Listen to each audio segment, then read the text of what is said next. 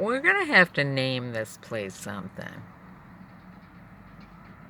You know, like that welcome to Vietnam.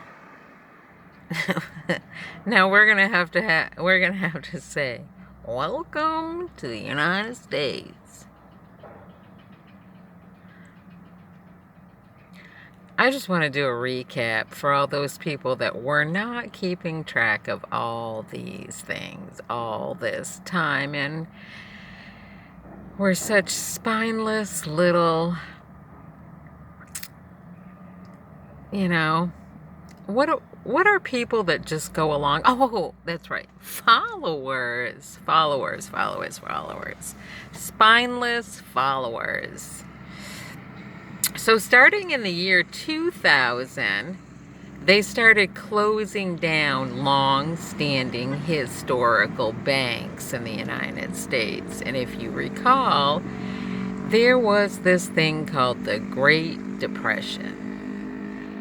And to protect not only the people, but the country and the system at large, they vowed back in the Great Depression never to repeat history like they had once repeated or once conducted.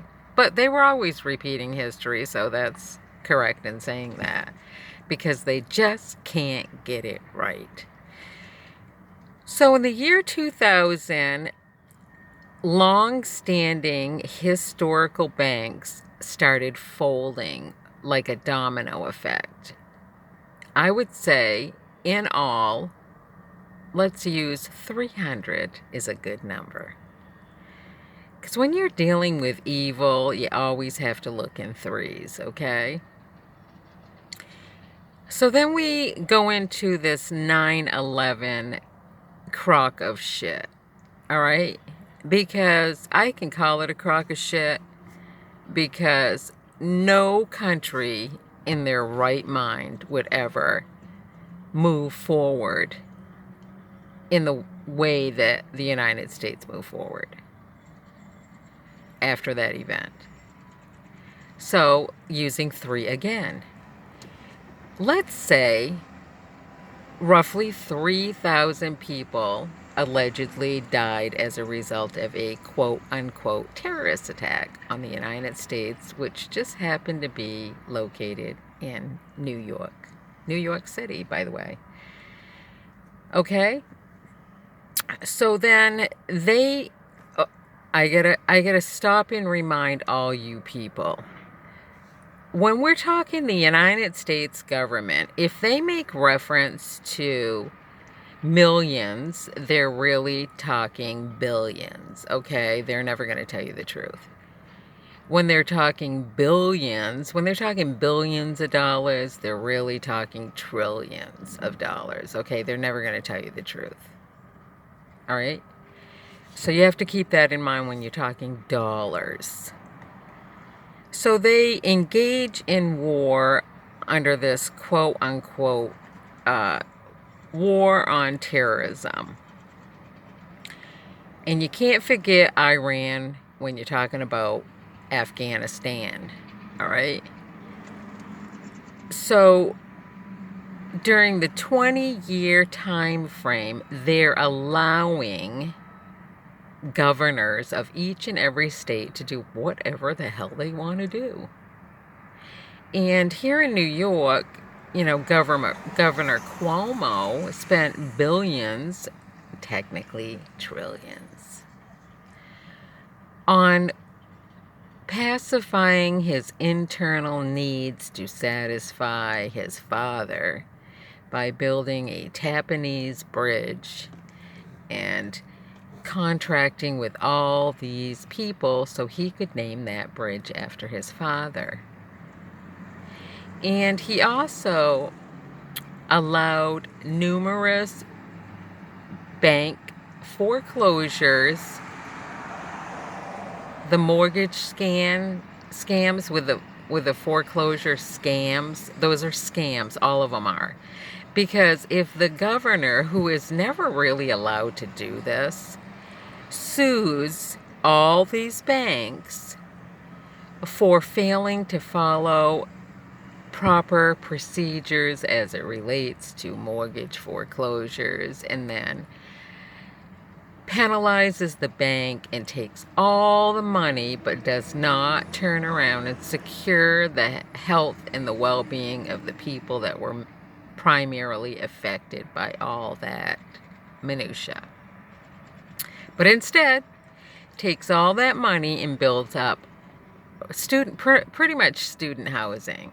Okay, so while families get leveled on the street, students get a high-rise apartments in the sky with free education rides. And it's all being allowed at the highest level by the United States of America. And so while they're over there, whatever they're doing over there, searching for God, which we all know is genocide,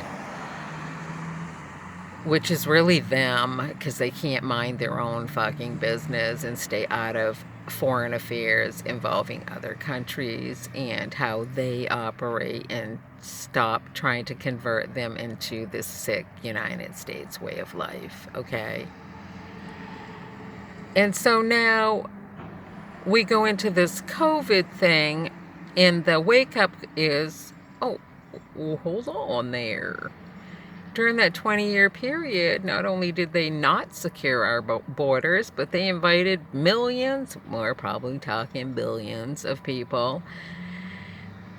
Even though that theory with the billions, the millions, the billions, and the billions and the trillions is really all on the money side of things, because they really never tell you the true dollars that they're spending, or what our true debt is, or what our true resources are here in the United States.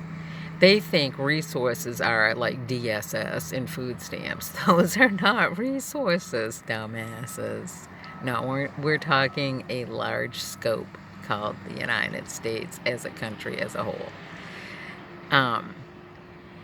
So they invite all these people here, and now we learn that they have made promises to them that they can pick any state they want to live in, they can have any job that they want to occupy, and they can pretty much design their own house. And not once at any point in time did anyone fully address the killing of military veterans in the United States. You can't tell me they all committed suicide. And their families. Like the intentional focus, which makes sense.